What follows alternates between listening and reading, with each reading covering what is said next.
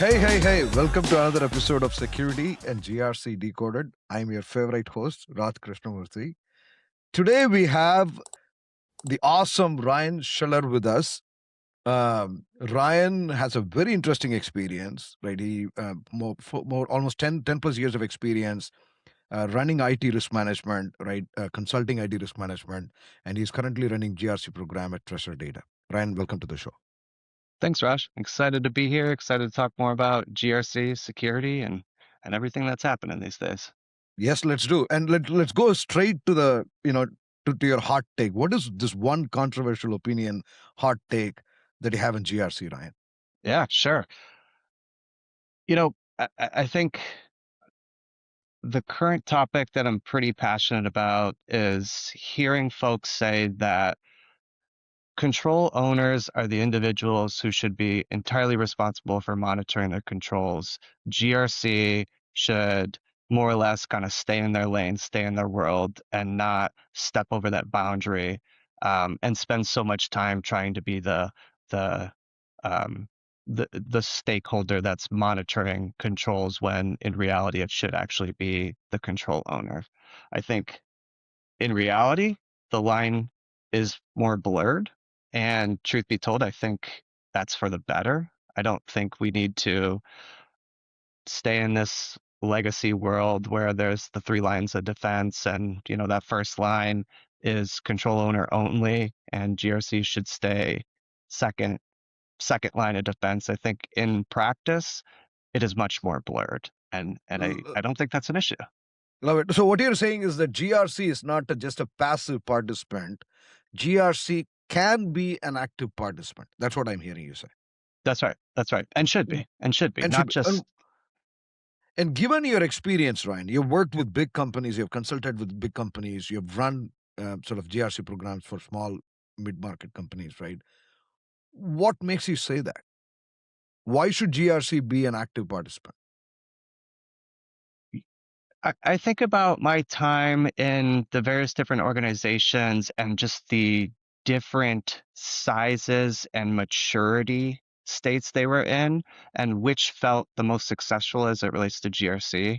When I think about the organizations that I worked in, mainly like the large enterprise, and specifically, I spent a lot of my career in the software industry. So when I worked in the larger organizations, GRC was very much at an arm's length relationship from uh, a lot of teams, virtually all teams. And in that world, I think the value that they brought to the table was pretty limited. And truth be told, I think that's where you saw the most amount of compliance theater.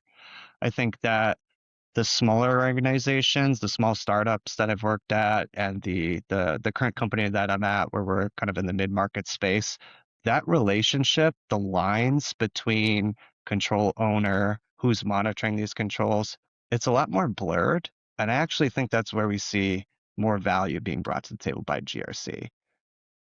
Got it. And so when you say blurred, what I want to be very clear, because for a minute I thought that you are almost creating a direct correlation. The more active GRC teams are, the less is the compliance theater, is what I thought you were saying. Am I saying this right? Am I wrong? Yeah, I would say so. The best example that I use currently today is the whole user access review domain. So in our world today, we use a identity access management and governance tool. And when most GRC teams think about user access reviews and specifically that domain and that control, they think about, let's go pull a user report. Let's go down through the list and see, is Raj an active employee? Yes. Is the entitlement or the grant for XYZ system that he has access to appropriate? Cool. Yes, check the box, let's move on. But where I'm talking about getting more involved, specifically like in that domain, with the tool that we're using, we actually are moving forward towards a world where we're monitoring more so in real time. Like we can actually configure alerts where we know based on, kind of role-based access matrix, we know Raj is in the following sort of department. Let's just say IT. And we know, IT typically has these sorts of permissions, system admins for a variety of systems. And we can actually configure an alert that says, if in an hour someone goes and provisions Raj access in a different way that we expected, we'll get a real-time alert. And typically, I think most people think that is more of like a security operations team that would look at events like that. But in this case, I don't think that's the case. I think that the way that GRC could provide more value is it's just an expansion of a user access review program. And, I hear a lot of folks talk and say that, well, that should be the control owner that does that monitoring. That should be security operations. They look at access alerts or risks related to access. But I don't think that's the case today. I think that GRC can really expand and provide more value. And that line of is security operations the control owner and GRC is truly independent and just uh, looking at the actual effectiveness of what security operations does. Is that the right way to go about it? I wouldn't say so. I think it's all at the end of the day really about the value that GRC can bring I and love it. expanding that. I love it. I think that's a very clear example. But what do auditors say to what you're saying? The way that I like to think about my relationship with auditors is that they work for us, we don't work for them. And what I mean by that is, I'm not trying to go down the path of like independence and that sort of thing, but I really think that the auditor, their role and their responsibility is to come in and test your control. Whatever your control is, the way you've designed it and implemented it, at the end of the day, when I tell my auditor, here's what the GRC team is doing as it relates to this user access review control, their job is to test that. Now, whether it's the GRC team that's actually in this case reviewing that alert or it's the security operations team, unless they can really point out some sort of segregation of duties issue where because we're reviewing that control, or I'm sorry, we're reviewing that alert, we're blowing up some sort of huge independence risk. I think at the end of the day, they should audit our control. We don't operate in a world where we do things because the auditors, I'll put it this way, audits don't drive our GRC program. We drive our GRC program in a way where we're trying to provide the most value, address risk, basically do everything that a good GRC team should do. And when the auditor comes in, it's just a byproduct of what we're already doing. I I love what you're saying, Ryan. And looks like the degree or how much active should a GRC team be will fundamentally be a function of what is the purpose of the GRC team, right? Where does the GRC team gets its purpose? What I mean by that is what you're talking about is a very operational compliance perspective, right? Which is the GRC team's a very active role. And like you rightly said, there are going to be other viewers on the other side or views on the other side as well, where they may argue the GRC team should take a passive role, right? Where does the GRC team gets its purpose? Is it from the leadership? And if so, how? I think it's the leadership, but also, if I were to zoom out and just think of what is the purpose of a GRC team, and again, I latch onto that word value. What is the value GRC brings to the table? We're here to help organizations. In my opinion, it's two things: grow their revenue and protect the revenue. Growing the revenue can come through in a lot of different ways, right? Going to get an additional ISO certification. That's going to be growing the revenue for the organization. Protecting the revenue, that, if we're continuing along the lines of talking about compliance activities, that is actually maintaining the controls, owning the actual audit program, making sure that when your when your auditors are coming through, you manage the audit, you work with the control owners, you ensure that you're ready for the audit, everything that goes into that, that is in that protecting revenue category. And to me, I think a lot of times GRC teams, when they think about value and purpose, they just latch onto the compliance piece and they largely ignore some of the other things like risk. Risk honestly feels like the most ignored part of GRC, albeit I actually think it's the most important. I think it's the hardest and most complex, but it's the most important and brings the most value to an organization, truth be told. Got it. So I think so. If maybe it is, let me take a very obvious question. So this is something that I ask all our guests. Can you break down G, R, and C and the priority of how you see it? I think you alluded to that to some extent, but let's break that down. Yeah, I start with the R. Second would be the C, and then last comes the governance. And I think that's also the order of how challenging they are.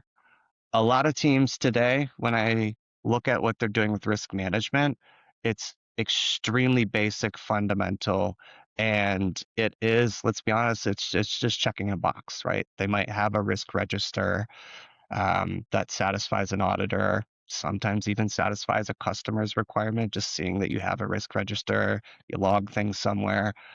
But I don't think it's actually being managed in a way that's helping your organization understand the risks they're taking on and also managing it. The the fundamental thing that I always talk about when it comes to risk management is how GRC practitioners have a hard time understanding what is a risk versus what is a maybe gap, weakness, or a vulnerability. A lot of GRC practitioners, they just think of risk as, truth be told, they confuse the two. They might say lack of MFA on a system is a risk, and then they go throw that into the risk register. When truth be told, at the end of the day, lack of MFA is a weakness, it's a gap, it's a vulnerability that may result in a risk. And that to me is that fundamental piece that a lot of GRC practitioners miss. And because of that, it turns out that the value they bring to the table when it comes to the R portion of GRC is just completely, it's a flop. It's theater, again, to go back to that. Compliance and governance, I think compliance is, truth be told, the easiest part, and technology is definitely helping to make that easier, right? All these tools that help with evidence collection, automation, monitoring the controls. The compliance piece is getting a lot easier. The last part, the governance piece, that piece, I think a lot of times to me, it comes as a byproduct of doing the other things right. And I don't actually think a lot of GRC teams even get to the governance world. I think that they spend all of their time in compliance, well, not all maybe, but 90% of their time playing in the compliance world. They'll dabble a little bit in risk. And then governance is just this thing that is attached to their name, right? GRC, but they never really do it.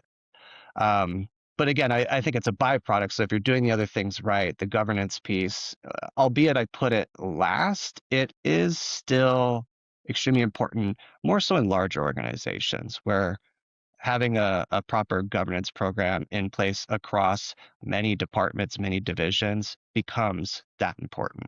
Got it. Um, in a smaller company, governance, startups they move so fast. Governance is really hard to put in place and is less of a priority because you're really just dealing with problems in the moment, challenges in the moment, not spending time methodically building a governance program because you have maybe 10,000 plus people, departments in all different regions and global and so forth. Got it. Got it. So the one way I think about this problem, Ryan, is that there is this classic principal agent problem, right? Principal has all the power.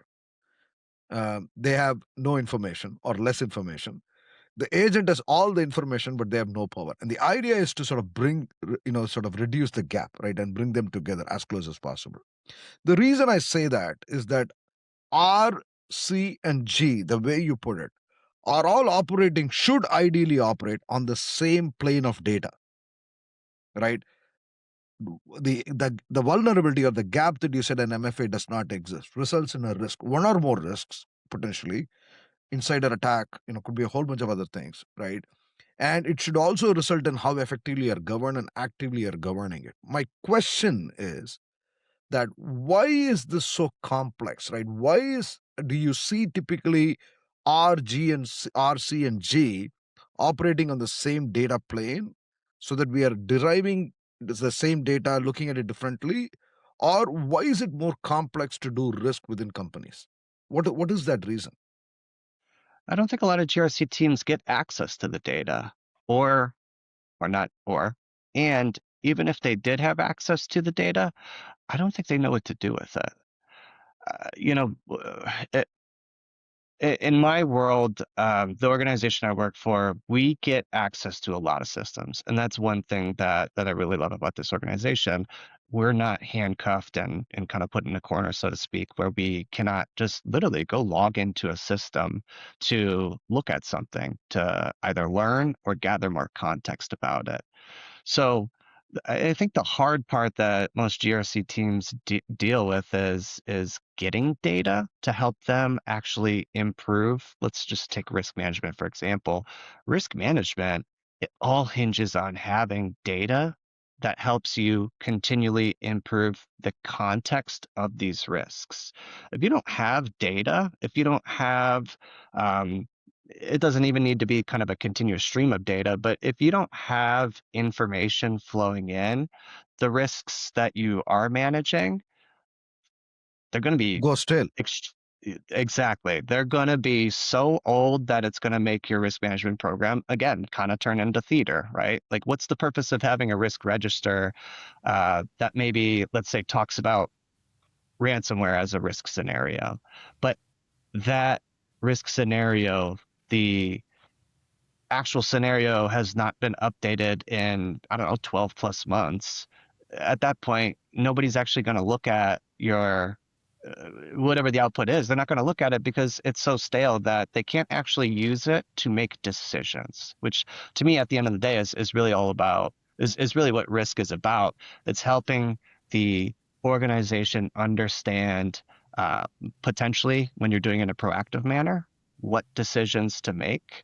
And when you're doing it in a reactive manner, like a backwards looking risk management program, which a lot of GRC teams are doing, not not having updated data is going to also make the actual management of that program less effective because the data is stale. To your point, I mean that's almost making it worthless. No, that's a great point. And why do the GRC teams not have access to data? To me, when I think about this problem, I think it comes down to the people side of the GRC role. I think that GRC practitioners are a little bit weak when it comes to developing relationships with other stakeholders. Could be your engineering team, it could be your IT team, could even be an HR or employee experience team. Like it doesn't really matter. The emphasis they put on developing those relationships, gaining the trust from those stakeholders is typically pretty low. I often challenge my team to go out and have more conversations with people that you work with. Don't just wait until the audit comes around to go have your first or your one and only annual conversation with some control owner. If you want to gain access to your system, they might be a little hesitant. They might need to feel like you understand them, you understand their role, their responsibility, what they do. And then as you continue to build that trust, you might get to a world where they will give you access to that system. Um, I just think that the people side is so under, like, it's just not emphasized enough as a key component of GRC.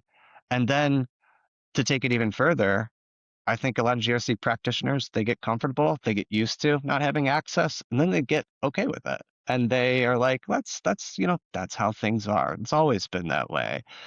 And I'm so much against that. My idea, or not idea, but my mentality, which I think aligns with a lot of folks in the working world, is how can we do things better? How can we make whatever it is we do more effective, more efficient, and drive more value? And just showing up and just accepting that, well, we never used to have access to AWS. This is just how things are. I think you got to put more stock in the people side of GRC and developing those relationships and understanding your audience if you want to to actually get access to systems. It makes sense, and I think that's a fantastic point, right? So I'm sitting in GRC, Ryan is in engineering, and I want to build a fantastic relationship and a trust relationship with Ryan so that I can go talk to him, not just at the time of audit, right, but on a sort of much more continuous basis. Then the next question becomes that when I go ask Ryan for access to this data, Ryan is immediately going to ask me as the engineer, what value are you in turn going to provide me, right? How do I respond to that as a GRC professional? I would say that when it comes to that relationship, there's it's give and take. The GRC practitioner, yourself in this case, you do need to come back with a proper response or an idea of, okay, I'm sorry, okay, Ryan, you've given me access. Now, what is the, not necessarily favor, but how is this going to help me at the end of the day? And you definitely should have an idea of, like, for example, well, now that I have access to the system, here are the things that I will be able to go gather myself. And here are the ways that I'm going to not disrupt you as much, maybe during your upcoming sprint, right? Engineers, they're very much head down, focused on, here's what I have planned for my upcoming sprint, and I want to be able to get into that zone, get into the flow state, and work on what I've been assigned from the PM or whoever it might be, and I don't want to be disrupted. So when you're having that conversation and you're helping them think about, okay, if I give Ryan access, or in this case, if I give Raj access to the system, you should be thinking about, as it relates to the upcoming workload, what are the things that you're going to be able to tell them that they won't have to do? Could Love it. be could be getting screenshots, and I know screenshots is kind of a dying thing, but let's be honest with ourselves, there's still some auditors that love it. And Oh, I just went through an audit and we had to do some screenshots yeah, against my better judgment. It is what yeah. it is. So No, love it. And I think this ties back to your earlier point, right? How active do the GRC teams need to be? And this is the point you're trying to make, right? Add value, right? That is the key focus here, and do everything that can add value. Now, I think GRC teams seems to have the most complex of all problems. And the reason I'm saying this, Ryan, is that you actually are trying to process data across a whole bunch of different teams, different systems, different contexts, right? You're talking to engineering teams about Git, you're talking to security teams about firewall, you're talking to your platform, SRE teams about Kubernetes. And these are wide expanse of different knowledge systems, right? How do GRC teams cope up with it? One thing is to get access. The other thing is to make sense out of the access and the data that you get. How much do you keep up and how do you keep up? well, the first thing I would say is you do have to get comfortable with acknowledging you will never know possibly as much as that other control owner, because you're exactly right. Right now, I might have to go have a conversation with an engineer, but tomorrow I have to go talk to maybe someone in a non-technical role in HR, for example, and understand their processes and their systems. And that's going to take time away from me from understanding more about that engineer's world. So the first thing I would say is you do just have to get comfortable with that reality is you're not going to always have the same amount of knowledge as that SME. And so be comfortable with asking questions and be comfortable with admitting to that engineer that, hey, I don't exactly know what, branch protection means. I do think you should also lean into AI because now you can really get more context in, literally seconds. You can ask, it doesn't matter what AI tool it is, whatever your preference is, you can ask questions that you would have asked that engineer on your own time and get good information back to further expand that knowledge. So first thing first, yeah, it would be that just literal acknowledgement of you're not always going to have as much context, but you need to be comfortable asking those questions. And then the second part is, again, current state, lean into AI, lean into those tools to get more knowledge about what in this case, maybe the engineer that you're working with, what they're doing, and if it's evidence you're getting from them for an audit, learning about the evidence. Like there's a lot of things that you have at your hands today where you as a GRC practitioner should be taking that initiative to learn more and not just kind of throwing your hands up and saying, 100%, 100%. And I think the knowledge systems are no longer siloed, right? And now, given the sort of the maturity of the learning models and the thinking models, the information is much more prevalent today. Right? Most of us have access to most information, right? At least in certainly, general terms. certainly.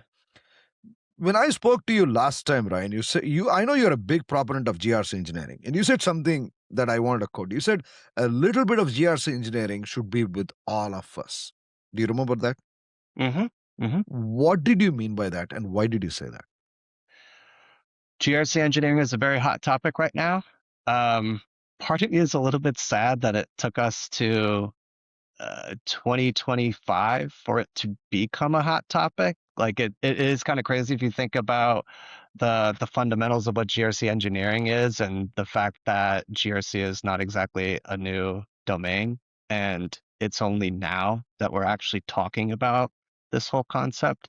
What I meant by that is that in most organizations, your non-enterprise enterprise organizations, you're not going to be able to have one role dedicated to a GRC engineer.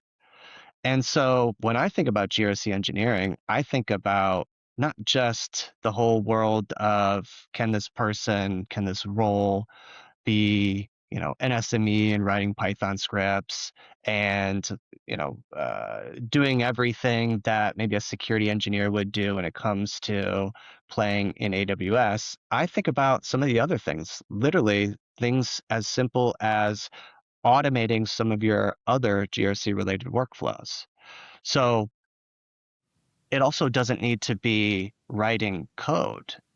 I'm a big proponent of using low code tools. In my current organization, we use a couple security automation tools that nowadays it's not, you're not being asked to go write any code. You're literally dragging and dropping things into a story or a workflow. And then yes, you will have to have an understanding of, how does an API work? You have to understand how to go read API docs. But at the end of the day, you can lean into these tools to automate a lot of stuff. And I think GRC practitioners really need to embrace the idea that they might not have the engineering title. They may never work in an organization where you have a GRC analyst, a specialist, and an engineer, a GRC engineer that sits underneath, not literally org chart underneath, but kind of sits underneath and builds whatever the analyst or specialist needs. But most organizations, it'll be the analyst or specialist that actually does a little bit of engineering themselves. Jira is a super popular tool. A lot of organizations use it. And one of the great examples I use is Jira automation. You can go use Jira automation and build a ton of things. And again, you're not writing code per se, but it can take a specific process from being super manual, super archaic, and time consuming to being even a little bit more efficient and also probably more effective. And at the end of the day, a lot of people I think look at that and they go, that's not really engineering. You didn't write code, you didn't open up the terminal, you didn't open up Claude Code or whatever it is. And they think that, okay, that sort of task, that's not engineering. Let's leave the engineering technical work for other folks. But I just don't think we can operate in that world anymore. And the other thing I would say is with AI, there's a lot of tasks that GRC practitioners, when like in the analyst role and the specialist role, that AI is gonna really help take those tasks from maybe a few hours down to half of that time, not even half, maybe a third or a quarter of that time.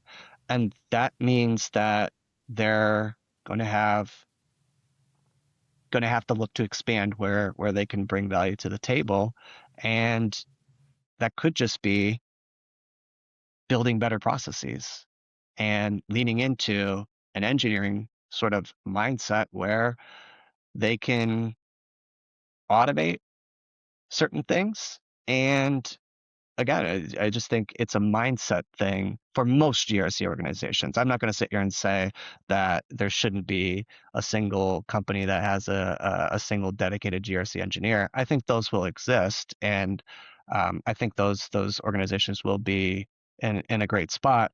But I really challenge a lot of GRC practitioners to think about themselves as, maybe a third GRC engineer.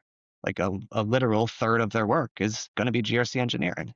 And that's what you meant by saying a little bit of GRC engineering should be with all of us. Yeah, that's right. That's right. Beautiful. Now, I think you bring up a very, very interesting point, Ryan. And I think there are two sort of there are two um, um, aspects to it, right? One is how do you get started quickly, and how do you go demonstrate value as quickly as you can? And you don't have to overthink, you don't have to be overwhelmed. You can use some of these existing tools and you can get going. And to your point, right, you can use Claude and ChatGPT and Open, I mean, any of those providers and models that you can use to get ahead, right? Then the second part is that how do you sort of sustain and execute this at scale, right? So where you go from these 2 3 controls that you have to maybe the tens and twenties of controls, right? And maybe sort of creating it at scale where you can go meet the rest of the organization in terms of collecting evidence, processing evidence, creating risk models, so on and so forth. How does the transition happen from where you start, where you can sort of be super nimble, to where you want to be, which is much more a steady state, almost like a very disciplined approach on how you should think about GRC engineering? Do you think about it that way at all? Do you see that as a challenge, or how do you think, how do you feel about sort of getting this to what I would call a steady state? I think about it from a prioritization standpoint. And specifically, I think about it from the lens of outside of GRC. Where can we provide the most impact and value? So what I mean by that is, yeah, we can go down the path of automating evidence collection. I could take someone on my team and dedicate them to building processes to gather evidence in a super efficient manner so that we're quote unquote ready for our audits. But I don't know if I would say that that is the most important piece right now. I think that there's a lot of other initiatives happening in our organization, and frankly in probably all software companies, where there it would be more impactful to the organization if you took someone from your team and had them go work with maybe your GTM function to build more efficient processes. And I'll explain what I mean by that. So in my current role of GRC, we are also responsible for the customer assurance, field assurance, the sales assurance side of the house, right? Being that representation of security that goes and talks to customers, prospects, existing customers, whatever it might be, as they have questions about our organization or security program. That is a huge, huge topic for our organization. And it's a priority in the way of I take someone on my team and say, we need to build better and more efficient processes. Let's literally think about how we can engineer a better workflow to serve our sales rep or customer support when they come in to ask us questions. And to me, a lot of people would think about again going back, like a lot of people would say, I think, we should just talk about evidence collection and we should talk about building better automation for pulling in evidence, and not think about automating how you're going to serve a sales rep when they come in with an ad hoc inquiry about some sort of security control that they care about. I think you're making a very, very interesting and profound point. I think what I'm hearing you say, and correct me if I'm wrong, What you're saying is that there is evidence collection, controls testing, almost look like the back end of the problem, right, which deals with compliance and audit. What you're saying is that maybe should be a more emphasis on front ending that problem, right? How can we make better processes happen with sales and each of these functions, right? How do we do better security reviews, right? How do we do better change management, right? Rather than taking that for granted and focusing on how to automate the existing process, keep an eye out in terms of how we can constantly tweak the process to your context and make them much better, is what I'm hearing you say, right? Front end the problem as much as you can. Don't try to solve this in the back end. Yeah, yeah, that's right. That's right. Beautifully said. Beautifully said. Now, I think that those are fantastic viewpoints, Ryan. And as a leader, one of the challenges that I think I hear constantly is that nobody says no to automation. I'm yet to come across who says no to automation, no to generative AI. Nobody says that. I think the biggest problem there is that how do they go build this business case and justify to bring the right skills to the team, whether you can borrow that as a social capital from other teams or you may build your own, right? How do you go about building a business case as a leader, right? So that you have the resources and the money and the time and all that, right, to go do this what you're talking about. Well, the number one thing I always tell people is to not build your entire business case on just telling your leadership we're going to save time. Like, and I will admit I've been there when I worked at a prior organization and I was first getting exposed to building business cases. One of the things that I thought my leadership wanted to hear is, hey, we would save a lot of time if we bought this product and brought it in, and quickly learn the hard way that your response of saving time as a justification for buying something will immediately be met with, okay, and so what else does that mean to me? So I, I often talk with folks and I tell them when you're building those business cases, you got to think like two or three follow-up questions later. Yes, the first thing you want to tell your leadership is that we're going to save time. Okay. They're going to ask, and what are we going to do with that time? Mm, And you should be prepared with the response of, okay, we're going to save a lot of time. Let's say I'm going to have someone who's going to save, I don't know, 80 hours a quarter, whatever that metric might be. Here's where we're going to put that person's time. That person may be you going back to your risk register. There's some items on there that you haven't been able to get to. And now you can go tell them, all right, remember those items that we said we are going to work on in, let's say, Q1? I'm going to take the time from that individual who couldn't work on it now. And when we actually think about where that time's going to go, we're going to use their new freed up time on the following. And the second piece to that is I know security and GRC teams really avoid the financial side of the house, but you really do have to be prepared with a ROI that talks about dollars. So again, the time that that person gets back, they're going to be able to go spend it on maybe burning down stuff on the risk register. But that will work for some folks as a good, legitimate, justification for buying something. But then for other folks, it's going to come down to, okay, how is this going to actually impact the organization at a greater level? And that's where I always come back to those two values of GRC or purposes of GRC, and that's the growing and protecting revenue piece. So if you can actually tie your business case to, again, maybe there's a growing revenue element, or maybe there's a protecting revenue element, that speaks volumes to your senior and executive leadership. And again, your justification might not work for everyone. So you have to also tailor that justification or that business case to the audience. When I write my business case and I go talk to my CISO, who I report to, it's going to be a little bit different when I have to go talk to our COO or CFO. Like it's not going to be the same. What one individual cares about is not going to be the same as the other. So when you're writing that business case, you really also have to think about that audience. Who are you going to go talk with or pitch to. And in some cases, you might have to have two business cases. Like, I know people don't want to hear that. You might have to write, The here's my version business one and case. version two.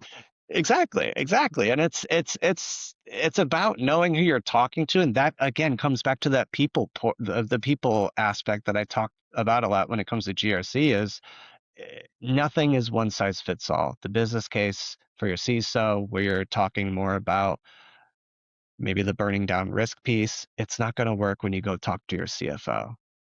It's just not. So I think GRC practitioners or whoever it is that's looking to bring in tools for automation or whatever it might be, growing that budget to help out with automation, you really have to lean into the fact that saving time is not going to be like your golden ticket to getting that tool. It's just not. I think that is great advice, Ryan. That's brilliant advice. Now, you work for technology companies, and I think GoSite, for example, you were reporting to the VP of engineering. You're running the security GRC program, reporting to the VP of engineering.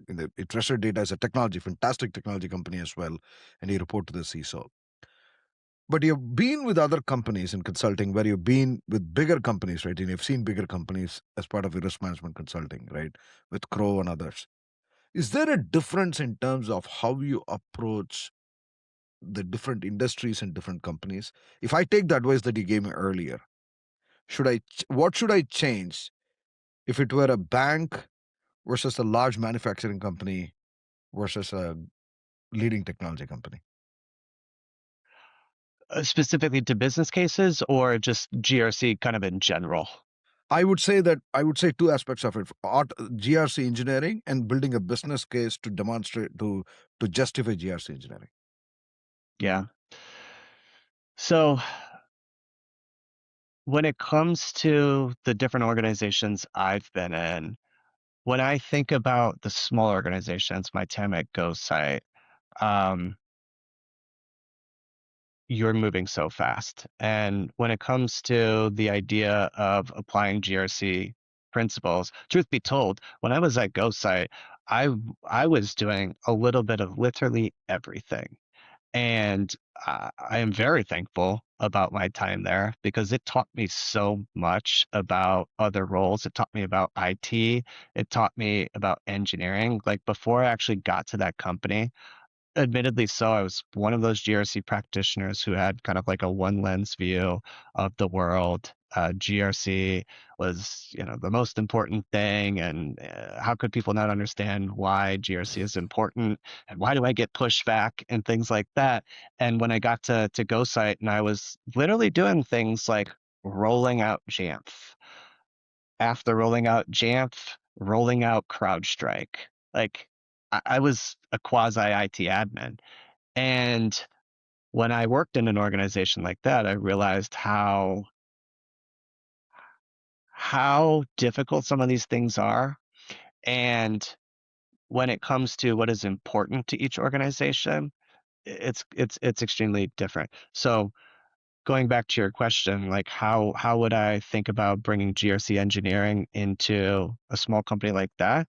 I actually am not so sure I would say that it's that important. When you're in a small company that is 50, maybe 50 people in total, GRC, truth be told, is really not a high priority. They're thinking about surviving to the next day. They're Mhm. thinking about growth.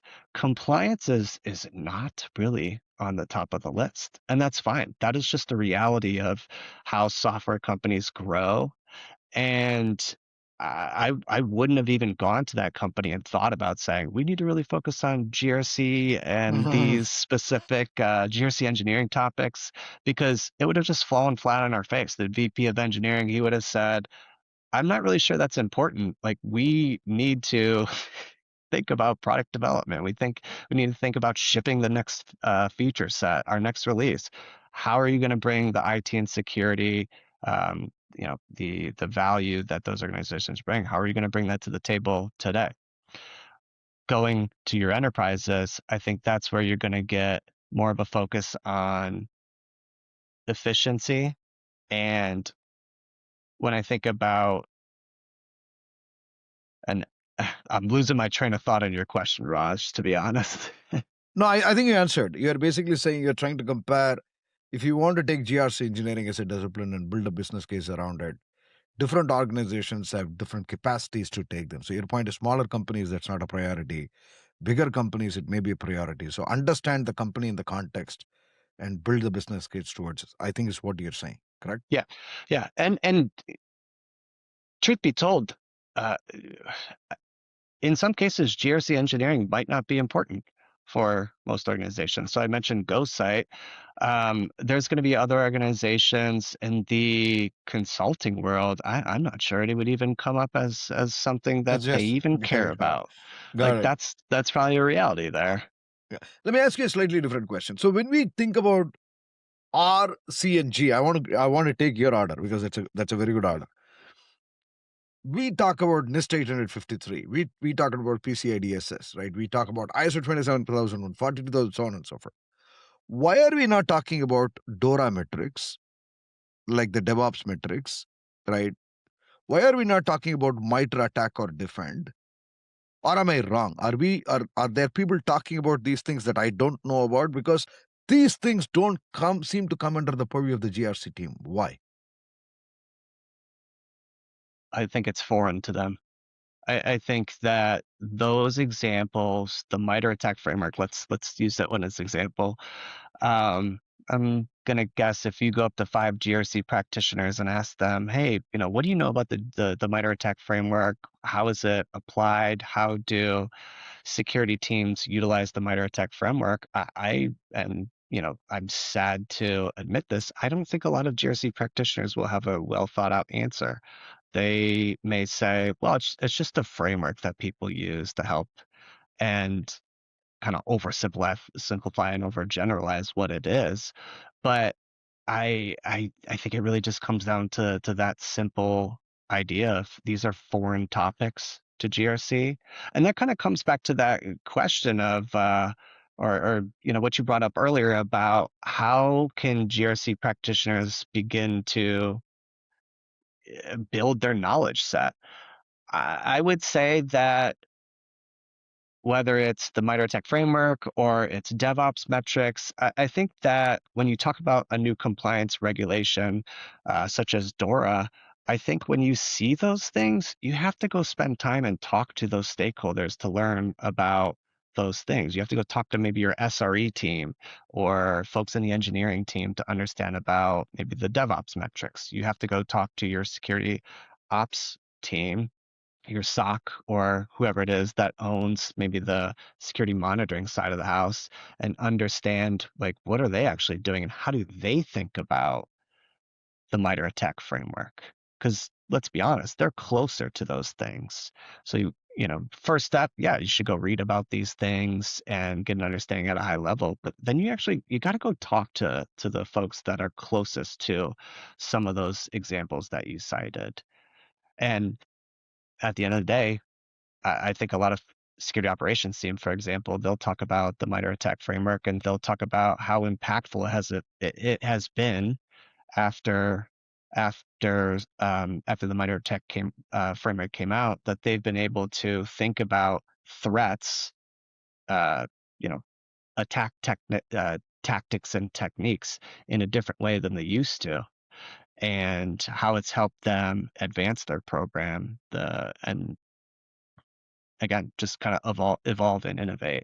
But it just comes back to these topics are foreign, and a lot of times also I it comes back to the very first thing we talked about control owner, the 3 lines of defense. The GRC practitioner sits there and goes, that is that team's responsibility. And we're Got it. not talking about it because it's actually over there. I will go talk to that team when I need to, but at the end of the day, my attack framework is not my responsibility until maybe audit time comes around. Got it. And is it because that it is primarily driven through the compliance lens and am I too wrong if I say that the tail is wagging the dog? I think that's spot on. I think that's spot on. Okay. Again, to me, it's who's driving the car. Is it the audit and compliance requirements or is it risk? In most orgs, you're going to see compliance and audit. And Dora also, I feel, is really, we're still in the early days of Dora. I think that there's a lot of it's still being fleshed out, truth be told. And I've worked with some of our customers who ask us questions about Dora, and I've asked them what their interpretation of some of the requirements are, and they're actually sitting there saying to us, I'm not really sure. I'm not sure how we will treat you. I'm not sure if you are going to be considered a critical service provider or not. So it's still very early days, I would say, when it comes to that. And this is the EU DORA you're talking about, European Union. That's right. That's right. Okay. We are approaching the end of the segment, Ryan. For a person who's entering into the GRC field, right? And this person could be can be in audit, right? Or they may be fresh out of college. What is your advice in terms of how they think about GRC, entering into GRC, and what should they equip themselves with? Well, I would hope that they don't think about GRC as just the audit function. That's the first thing I would say. I think that the GRC engineering movement is great to help break that mindset, right? We're gonna lean into automation. We're gonna lean into being more technical. And let's be honest, most people when they think about audit and compliance, they don't think about those words. So when I think about a young college graduate and they're looking at job opportunities and they're seeing GRC roles, I want them to think about the R side, and I want them to think about the fact that it is getting more technical. And so what I would tell them is lean into learning about risk. And furthermore, lean into learning more about how companies think about risk. Because at the end of the day, that's the most important piece. And even I would imagine if you talk to security professionals, they might even explain what they do in their day to day is help mitigate risk. They do it in a different way than GRC does, but at the end of the day, they're trying to mitigate breaches from happening. They're trying to mitigate incidents from happening. And so it all comes back to risk. I would say read, read about risk. FAIR is obviously a great resource. The Jack Jones book is a great resource to look at, and join some of your join some of the local chapters. Get involved in that. That's going to be a way to actually learn beyond the book, right? Just the high level theory, and yeah, go from there. Go from there. Just really think about GRC from more of a risk lens and think about GRC from an organizational point of view because it's in reality it's not black and white. Got it. And I just want to give a big shout out to. So we had Tony Martin Waig on our podcast a Hmm. couple of weeks ago, and he made a fantastic presentation about risk management, particularly the risk levers, as he called it. He called about 6 risk levers.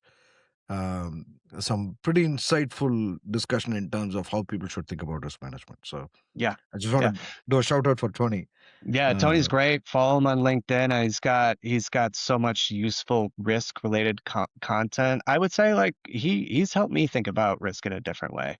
And that that is one of the things that I think more GRC practitioners, honestly, not just those thinking about going to GRC teams should focus on.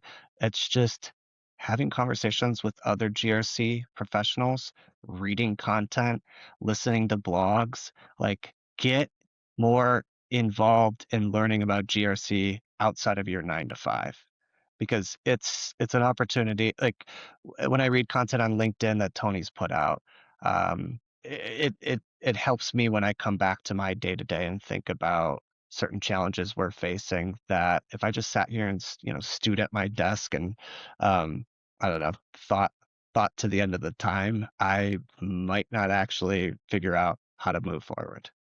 got it. Got it. If people want to reach out to you, Ryan, talk to you more, what is the best way to do that? LinkedIn's the best place, I would say for sure. Check out my LinkedIn, and if you have questions, if you know want to learn from my experience at either level, from the audit days that I still enjoy talking about and sharing war stories about to, you know, today and in the various software companies I've worked at, just, you know, reach out on LinkedIn. I'm very much willing to have conversations with people, even if it's folks outside of GRC that want to learn more and potentially even break into into GRC. Okay. That was a pretty insightful conversation, Ryan. Thank you for joining us on the show. Thanks a ton. Yeah, thanks, Raj. I appreciate it.